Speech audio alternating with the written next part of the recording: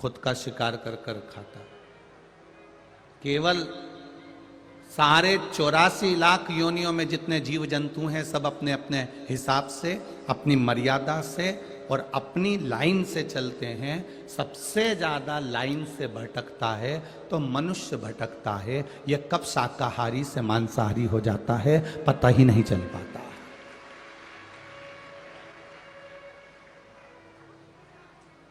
ये रोटी खाता खाता कब गलत चीजों को खाने लगे इसका कोई नियम नहीं, इसका कोई उसूल नहीं, इसका कोई क्रम नहीं है। ये कब क्या कर जाएगा इसका कोई भरोसा नहीं।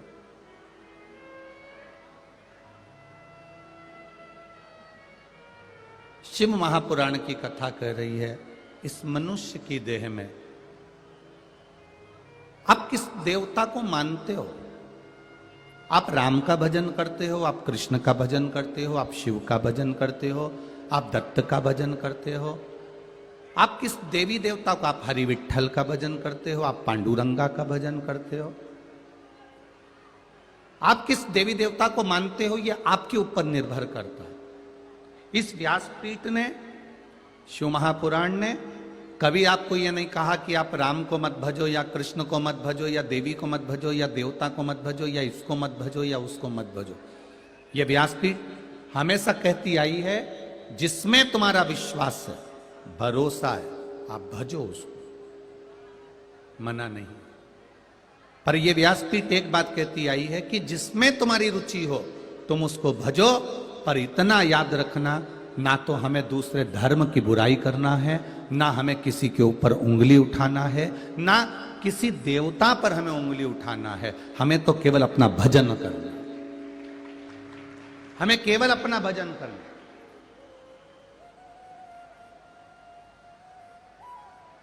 आज लोगों ने इतना बांट दिया है। कोई कहता है कि हम वारकरी संप्रदाय के हैं, हम हरि विठ्ठल को मानते हैं तो हम शंकर जी को नहीं मानेंगे। कोई कहता है हम तिरुपति को मानते हैं, नारायण वाले हैं, तो हम बाकी के देवताओं को नहीं मानेंगे। कोई कहता है हम श्रीनाथ जी वाले हैं तो हम बाकी देवता को नहीं मानेंगे। कोई कहता है हम देवी जी वाले हैं, हम बाकी के देवता को नहीं मानेंगे। कितना भटक रहा है इंसान, कितना भटक रहा। अब पूछने वालों से मैं इतना पूछूं कि तुम बालाजी को मानने वाले हो, तिरुपति बाबा को मानने वाले हो, तो तुम्हारे लिए क्या शमशान अलग होगा? तुम देवी जी को मानने वाले हो तो तुम्हारे लिए क्या शमशान अलग होगा? तुम राम को मानने वाले हो तो तुम्हारे लिए क्या शमशान अलग होगा? तुम शिव जी को मानने वाले हो तो क्या तुम्हारे लिए शमशान अलग होगा? तुम कहीं पर भी जाकर मरो, चाहे बुरहानपुर में, चाहे खंडवा में, चाहे विदेश में, चाहे देश में, कहीं पर भी मरो, शमशान तो शमशान ही होता है और वो एक ही हो। तुम चाहे राम कह लो, तुम चाहे कृष्ण कह लो, चाहे तुम शिव कह लो, चाहे तुम भवानी कह लो, चाहे तुम पांडुरंगा कह लो, चाहे तुम हरि विठ्ठल कह लो, आखिरी में जाना तो वहीं पड़ता। अंतिम बिंदु है हमारा वो धाम। एक गांव के लोगों ने मिलकर गांव में एक मंदिर बनाया, बड़ा सुंदर मंदिर, बहुत सुंदर मंदिर बनाया।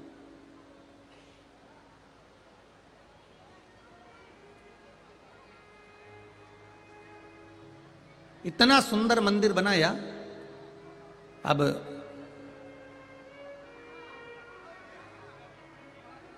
गांव के लोगों ने जब मंदिर बनाया, सारे गांव से चंदा इकट्ठा करा, पैसे इकट्ठे करे, मंदिर बन के तैयार हो गए। गांव के लोगों ने विचार करा मंदिर बन गया है, एक काम करो अब इसमें मूर्ति बिठाना है। किनकी बिठाएं? तो गांव के लोगों ने कहा कि राम जी की बिठा दो, राम जी सबके देवता हैं। उन्होंने राम जी की मूर्ति बिठाई। जब राम जी की मूर्ति बिठाई तो जो कृष्ण वाले थे, शंकर जी वाले थे, देवी जी वाले थे, बाकी के जो वाले थे वो सब ने राम मंदिर जाना बंद कर दिया। अब इनने क्या करा? अपना गांव टूट रहा है, गांव को जोड़ना है, अपन को तोड़ना नहीं है। और अगर गांव टूट रहा है तो इन्होंने राम जी की मूर्ति को लिया, विसर्जन किया। अब उन्होंने कृष्ण भगवान को बिठा दिया। कृष्ण भगवान को बिठाया तो केवल कृष्ण वाले जाने लगे, बाकी का कोई जाए नहीं। इन्होंने भगवान कृष्ण को भी विसर्जन किया। देवी जी बिठा दी, देवी जी बिठाई तो देवी जी वाला जाए। हरि विठ्ठल बिठाए, हरि विठ्ठल वाला जाए। शंकर जी बिठाए तो केवल शंकर जी वाला जाए। गांव के लोगों ने मंदिर में ताला लगा दिया और विचार करने लगे कि अपने गांव को टूटना नहीं है, इसलिए इसमें वो मूर्ति बिठाएंगे जिससे 7 जात का आदमी एक जगह मंदिर में जाए, वो वाली मूर्ति इस मंदिर के अंदर बिठाएंगे। अब विचार करने लगे कि 7 जात का आदमी एक जगह बैठे, 7 जात का आदमी एक जगह जाकर बैठे, 7 जात का आदमी एक जगह पर बैठे, ऐसी कौन सी भगवान की मूर्ति बिठाई जाए। मंदिर में ताला लगाया, 6 महीने निकल गए, इनको कोई मूर्ति याद नहीं आई। तब गांव में एक संत आए, संत से पूछा, बाबा जी बताओ, हमारे गांव के लोगों ने चंदा इकट्ठा करा, पूरे गांव के लोगों ने 1-1 रुपया इकट्ठा करा, 7 जात के आदमी ने 1-1 रुपया इकट्ठा करा, एक मंदिर बनवाया। उस मंदिर में राम जी बिठाए, उस मंदिर में कृष्ण जी बिठाए, उस मंदिर में देवी जी बिठाई, उस मंदिर में शंकर जी बिठाए, सारे देवता बिठाकर देख लिए, पर राम जी बिठाते हैं तो राम वाला जाता है, कृष्ण बिठाते हैं तो कृष्ण वाला जाता है, शिव बिठाते हैं तो शिव वाला जाता है, देवी जी बिठाओ तो देवी जी वाला जाता है। परंतु 7 जात का आदमी एक साथ एक मंदिर में जाए तो कौन से भगवान को बिठाया जाए। संत ने कहा, एक काम करो, मंदिर तोड़वा दो, होटल बनवा दो। 7 जात का आदमी एक जगह खाना पसंद करता है पर मंदिर जाना पसंद नहीं करता।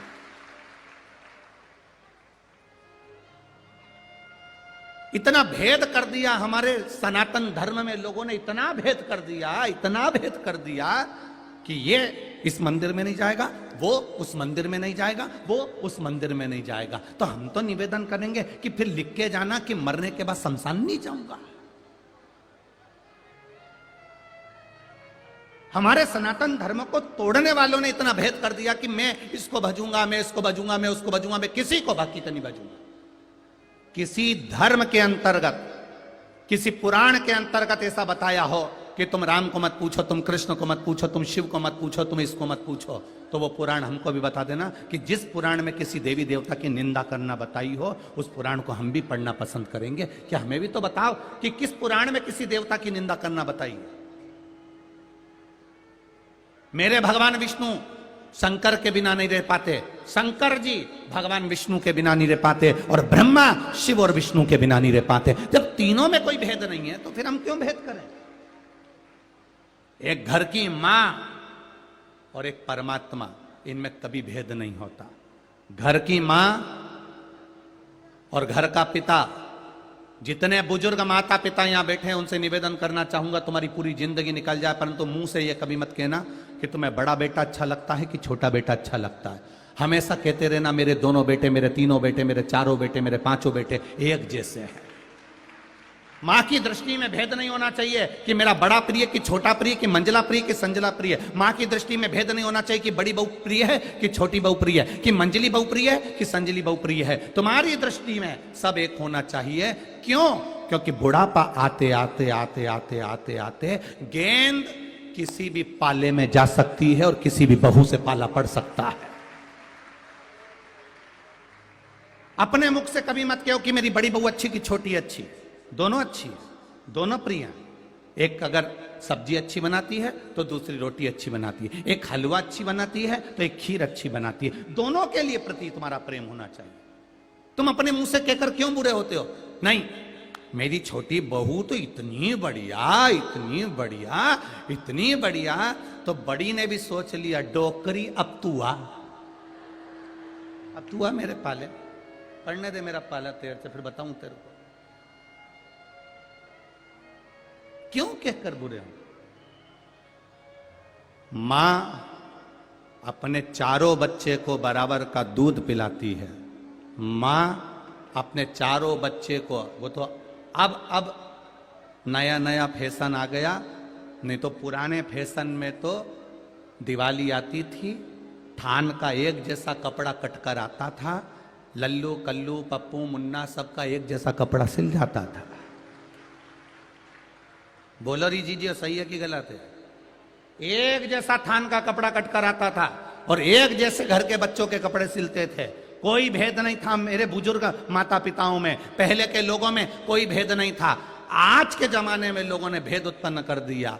वो कहता है हमारा धर्म बड़ा, वो कहता है हमारा धर्म बड़ा, वो कहता है मैं इसका वाला तो ये बड़ा, वो कहे मैं इसका वाला तो मैं ये बड़ा। कई लोग कहते हैं हम शंकर जी के मंदिर नहीं जाते, शंकर जी का प्रसाद नहीं लेते। हम उनसे कहते बिल्कुल मत जाओ, पर आखिरी में स्टाम्प पर लिख कर जाना कि मरने के बाद भी मुझे शमशान मत ले जाना, क्योंकि शंकर भगवान को उनके ससुर का श्राप लगा था। शिव मैं तुझे श्राप देता हूं कि तू शमशान में निवास करेगा। शंकर भगवान ने पूछा शमशान मेरा मंदिर होगा?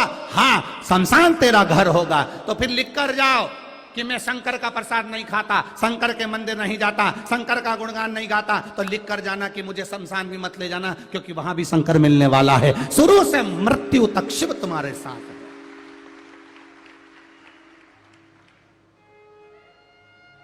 जन्म से लेकर आखिरी तक भोलेनाथ मेरा देवादिदेव महादेव तुम्हारे साथ में, हर पल हर घड़ी हर क्षण, हर घड़ी हर पल हर क्षण वो तुम्हारे साथ। उसका भजन, उसका कीर्तन, उसका मंत्र जाप, उसका स्मरण हमें सुख देता। अकाल मृत्यु वो मरे जो काम करे चंडाल का, काल उसका क्या बिगाड़े जो भक्त हो महाकाल का। आखिरी में वही आता है, कोई दूसरा नहीं आएगा। अंत समय प्रभु आना पड़ेगा, वचन दिया तो निभाना पड़ेगा। आए ना आए प्रभु कुटुंब कबीरा, अंत समय प्रभु आना पड़ेगा, और वचन दिया तो निभाना पड़ेगा। ये अंत समय में हम जब उसको पुकारेंगे आएगा वही। एक्सीडेंट हो जाता है, कोई बड़ा रोग आ जाता है, बीमारी हो जाती है, किसी ब्राह्मण से पूछने जाओगे कि हमारी ग्रह दशा ऐसी चल रही है, आप बताओ क्या करना चाहिए। तो पंडित जी, ज्योतिषाचार्य, ब्राह्मण जन एक बात जरूर कहेंगे कि महामृत्युंजय का अनुष्ठान करवा लीजिए, क्योंकि उनको भी मालूम है जब कोई संकट की घड़ी आती है तब उस समय पर महादेव याद आता है, दूसरा कोई याद नहीं आएगा। आएगा तो मेरा शिव याद आएगा।